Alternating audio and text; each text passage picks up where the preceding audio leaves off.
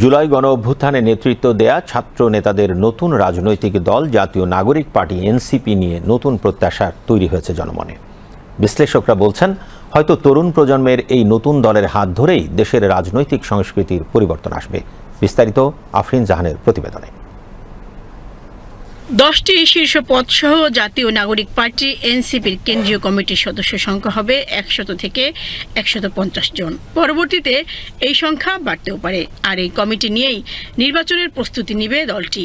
বিশ্লেষকরা তরুণদের নতুন এই দলটিকে সাধুবাদ জানিয়ে বলেন, তাদের কাছে জনগণের প্রত্যাশা বেশি, তাই তাদের চ্যালেঞ্জও বড়। রাজনৈতিক প্ল্যাটফর্মগুলোর ব্যাপারে মানুষের এত আগ্রহ হয়নি। এইবার আলোচনা, সমালোচনা, কৌতূহল, প্রতিক্রিয়া, মিশ্র প্রতিক্রিয়া, এটা কিন্তু অন্য যে কোনো সময়ের তুলনায় একটু বেশি। কিন্তু যে প্রত্যাশা নিয়ে মানুষ আগ্রহ দেখাচ্ছে বা যা হচ্ছে, সেটি ভবিষ্যতে তাদের কর্মকাণ্ডের মধ্য দিয়ে জনপ্রত্যাশা পূরণে তারা কিভাবে ভূমিকা রাখতে পারবে, সেটার জন্য আমাদের এখন অপেক্ষা। আমি ইতিবাচক হিসেবে দেখছি। তো আমি আশা করি যে তারা একটা স্বচ্ছ গণতান্ত্রিক দল হবে, যারা আইন কানুন বিধিবিধান মেনে চলবে এবং তারা মানুষের কল্যাণে কাজ করবে। নতুন এই দল বিভাজনের রাজনীতি ভুলে কাঁধে কাঁধ মিলিয়ে ঐক্যের রাজনীতির সংস্কৃতি চালু করবে বলে আশা প্রকাশ করেন বিশিষ্টজনরা। এইবার যে বাংলাদেশের বাস্তবতা, এটা অনেক অতীতের বাস্তবতার থেকে ভিন্ন।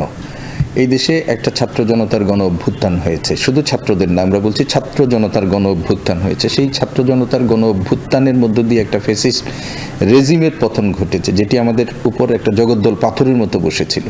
সেটি চলে যাওয়ার পর একটা নতুন সরকার হয়েছে, একটা গণতান্ত্রিক যাত্রাপথে আমরা হাঁটছি এবং সেইখানে তারা একটা রাজনৈতিক দল গঠন করেছে এবং ছাত্ররা সেখানে নেতৃত্ব দিচ্ছে।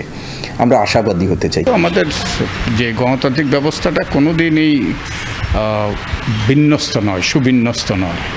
এখানে প্রতিযোগিতা থাকে, এখানে বিভিন্ন রকম স্বার্থ থাকে, বিভিন্ন রকম মতামত থাকে। তো আমি আশা করব যে তারা এই সকল মতামতগুলো মধ্যে সমন্বয় ঘটিয়ে একটা গণতান্ত্রিক উপায়ে তারা তাদের সমস্যার সমাধান করবে।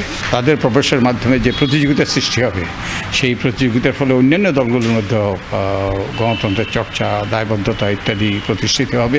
নতুন বাংলাদেশের ডাক দিয়ে যাত্রা শুরু করা এ নতুন রাজনৈতিক দল সত্যিকার অর্থেই দেশের মানুষের কল্যাণে কাঙ্ক্ষিত ভূমিকা রাখবে, সেই প্রত্যাশাই ব্যক্ত করেছেন তারা।